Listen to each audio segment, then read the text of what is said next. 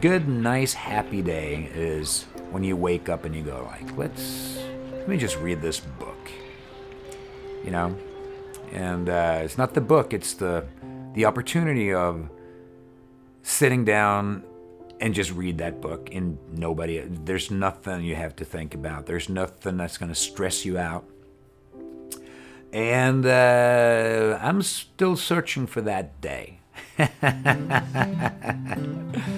But I'm getting closer to it.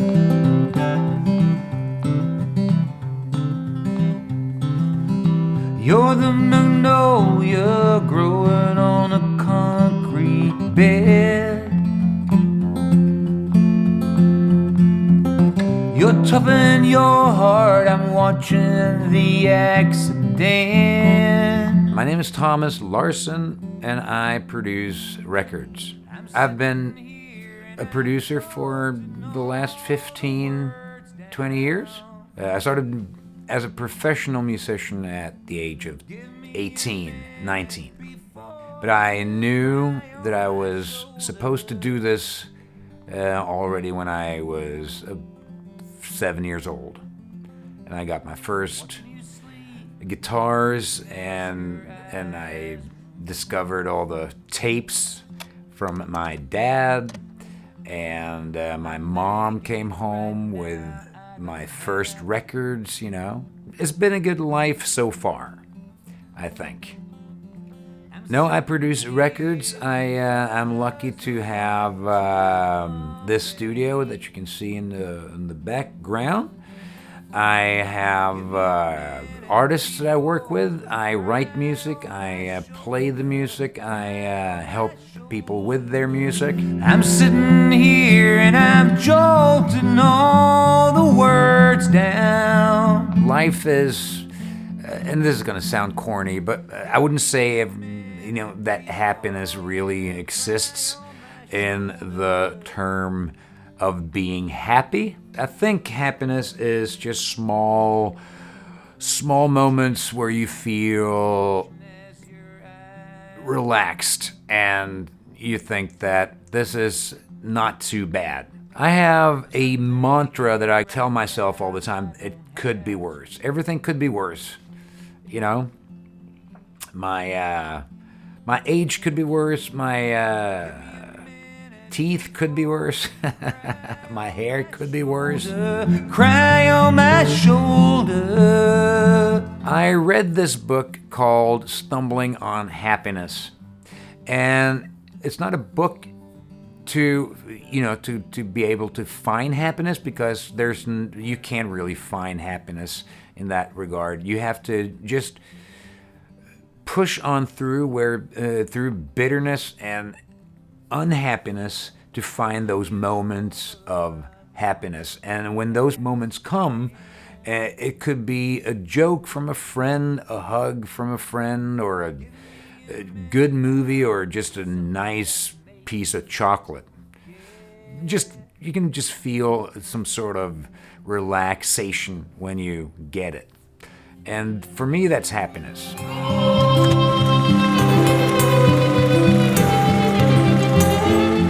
It's hard to find happiness today because we have it too easy.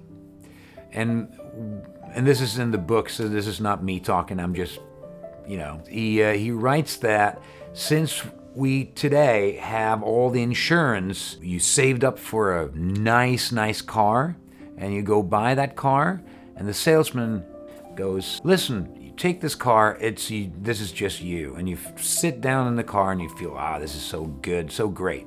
And then you want to buy that car, and you drive off with your brand new car, and you feel so good. But then the seats are too hard, or the Bluetooth thing doesn't work properly. And then you go, I should have more space in the trunk. And then one phone call later, you can just go, hey, listen, I want to trade that car. It didn't really suit me. And the salesperson goes, that's what we are here for. We want to make you happy. And because you can do that, you'll never be happy with that car. And I think that you know, said everything we buy today, the phones or whatever we buy, you can break it, and it's not a big deal. So you don't get attached to the object or the thing that you buy. It's the same thing with all the dating apps and Tinder and what you have. That you can just choose to go on a date, find somebody that really seems like a good person, and then there's something you can choose. You can choose next day. You can choose something else. There's always something wrong with that person, or you know, and you'll never find that love that you may actually search for, because you have all the options. And I don't think that's a good thing. Just a store in a parking lot. It ain't much, but it's what we got. You grow up, find a place till you stop.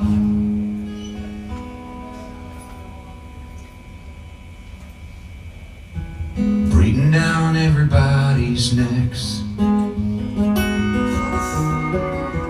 Breathing down everybody's necks. Breathing down everybody's necks.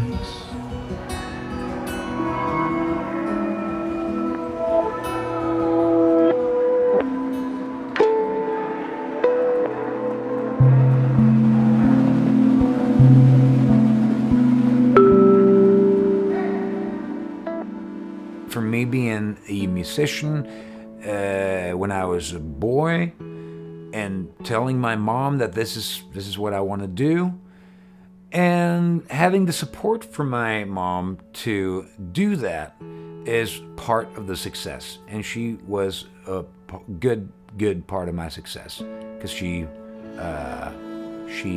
cheered me on. So I got the opportunity of playing in a band with a friend of mine, and we loved it. We were crap, but we loved it.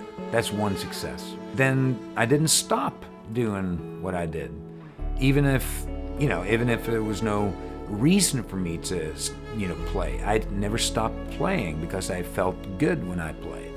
And then I got better, and then I got a new opportunity to join somebody else and somebody else, and all these small successes became a road to actually go work as a musician, and which I did.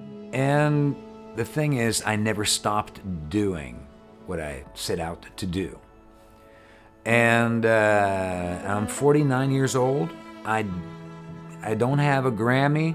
I don't have a bestseller.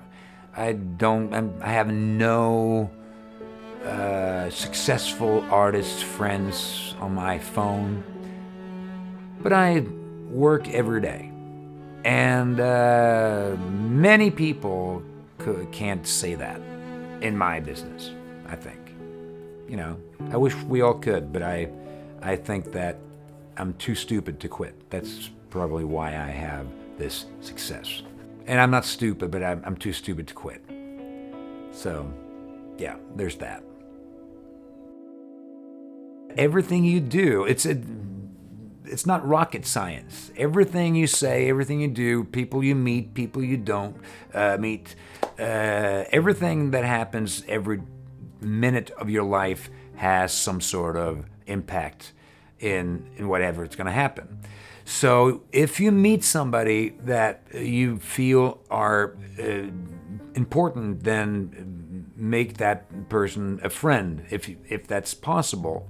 If that person turns out to be something that you don't want in your life, then make a decision of maybe cutting them out if that needs to be done. For me in my career, I started playing with a guy, and from that guy I got his agent's name and number and the name, and he helped me out.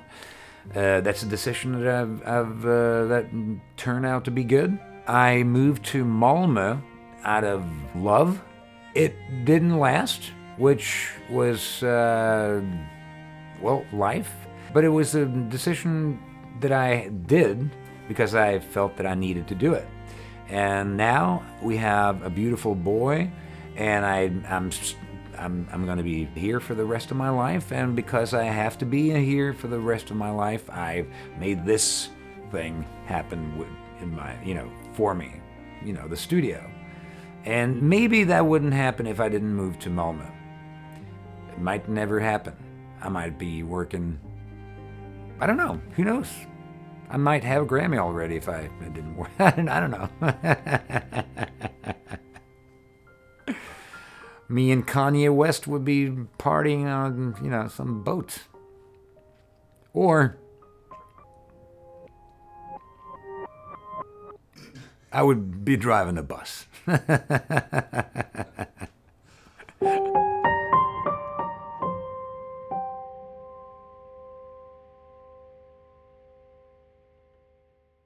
The nicest thing anyone's done for me. It's a tough question. I would actually go, this is going to be a deep one, and it might be a bit of a rough thing for me. And I'm not going to go into details, but things happened to a kid that shouldn't happen to a kid when I was a kid. I kept that thing, locked in within myself, and it sort of formed me into what I became as a young adult. A bit of an anxiety ball, and some would probably say depressed. The thing was, one day, a good friend of mine, I'm not going to name him, but he knows who he is. He asked me what was wrong, and at that point, I just had to tell somebody what really happened. For the first time in my life, I told my friend what happened, and we were sitting all night talking, listening to music, and I told him everything, and he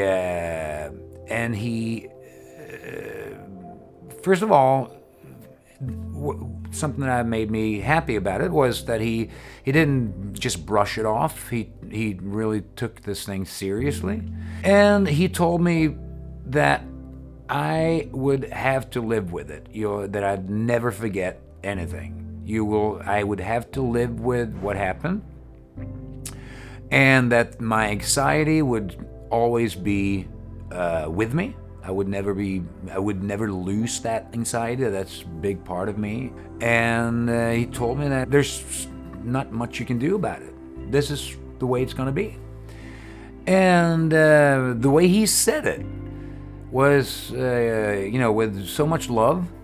And what happened the next day is everything smelled differently. I woke up and the weather outside, which had been the same as the day before, smelled so different. I remember the smell of the water, of the melting snow. And I was sort of free. For the first time, I was honest with myself and honest with somebody that was close to me. And he is still as close today as we were then. And we still talk almost, not every day, but, And that, I think, might be the nicest thing somebody's done to me.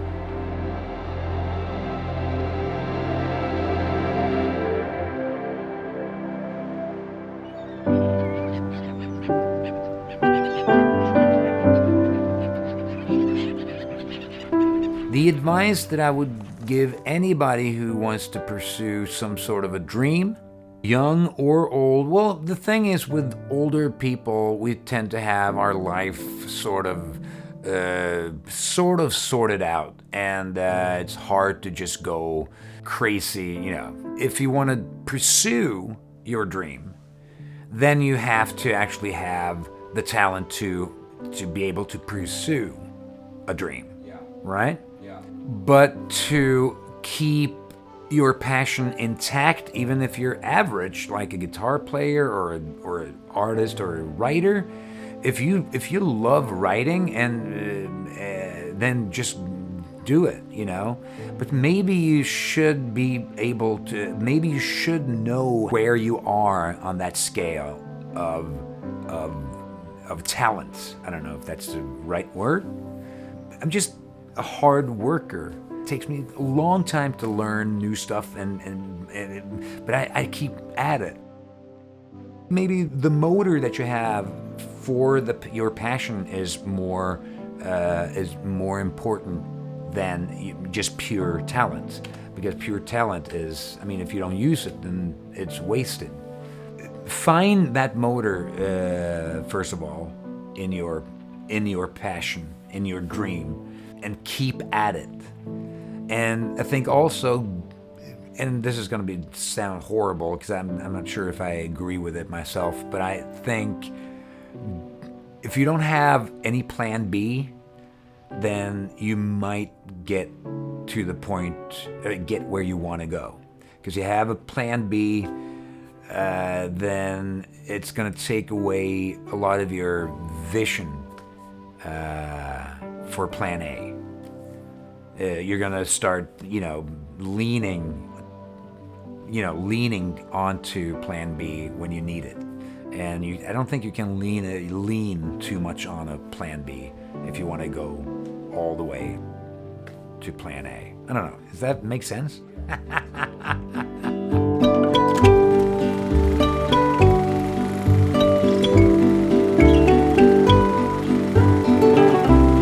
Desert Island, one book, one movie, one record.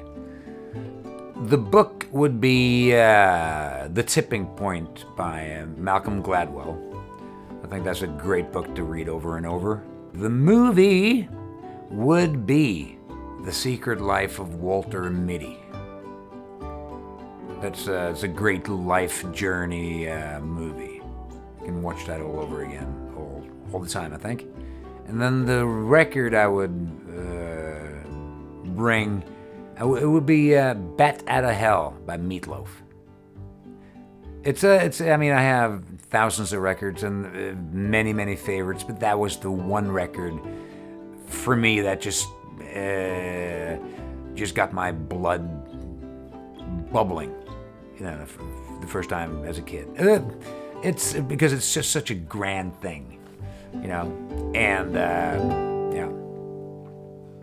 the final word from me would be, and I think I've said it many times, is just be honest with yourself. Be honest with who you are and how you became who you are now, and be honest with what you're good at, what you're bad at, and if you want to do something with what you're bad at, then go do something with it. And if you don't want to do anything about it, I mean, if you don't want to learn how to bake pizza, then don't, but don't bake bad pizza, or bake bad pizza for all I care, but don't